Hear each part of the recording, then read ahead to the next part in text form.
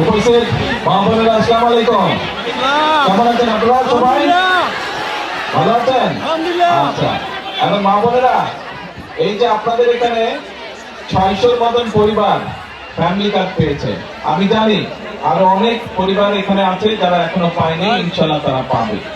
আমরা নির্বাচনের আগে আমরা বলেছিলাম এই দেশের মানুষরা যে বোনদের কথা শুনলাম, তাদের কাছ থেকে আমরা জানলাম যে ফ্যামিলি কার্ড পাওয়ার পরে একটু হলেও তাদের জন্য সুবিধা হয়েছে সংসারের কাজগুলো গুছানোর জন্য। আমাদের লক্ষ্য এটাই, আমাদের উদ্দেশ্য এটাই যে আমাদের মায়েরা যাতে একটু হলেও ভালো থাকতে পারে, দেশের মানুষ যাতে একটু হলেই ভালো থাকতে পারে।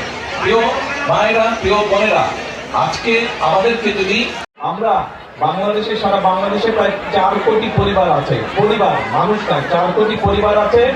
আমরা এই পরিবারের যে নারী প্রধান, সেই নারী প্রধানের হাতে আমরা ধীরে ধীরে ফ্যামিলি কার্ড পৌঁছে দিব, এরকম একটি কথা আমরা বলেছিলাম। আজকে এই গৌরনদীতে প্রায় 600 পরিবার এই ফ্যামিলি কার্ড পেয়েছে। আরো পরিবার বাকি আছে, তাদেরকে ইনশাআল্লাহ আমরা পৌঁছে দিব। আমরা সরকার যখন গঠন করলাম, সরকার গঠন করার পরে যেই বাজেটটি আমরা পেয়েছিলাম, সেই বাজেটটি হচ্ছে আমাদের সামনে শুনতে পাই আছে না। আমি ফ্যামিলি কার্ড পেয়ে অনেক খুশি হয়েছি, কারণ আমার সন্তানের আমি লেখাপড়া করাইতে করতে আছি, আমার সন্তানের সবকিছু দেখাশোনা করাইতে করতে আছি। যে গত কয়েকদিন আগে আমরা সংসদে, জাতীয় সংসদে আমরা বাজেট উপস্থাপন করেছি এবং সেই বাজেটে আমরা ফ্যামিলি কার্ডের জন্য অর্থ বরাদ্দ রেখেছি।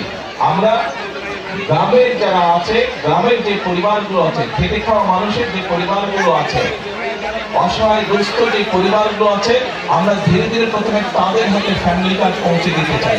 এবং আমরা এই বছর, আগামী 1 বছরের জন্য যে বাজেট আমরা বরাদ্দ রেখেছি ফ্যামিলি কার্ডের, সেই বাজেটের উপরে ভিত্তি করে আগামী 1 বছরের মধ্যে সারা বাংলাদেশে আমরা 41 লক্ষ পরিবারের কাছে আমরা ফ্যামিলি কার্ড পৌঁছে দেবো ইনশাআল্লাহ। সেই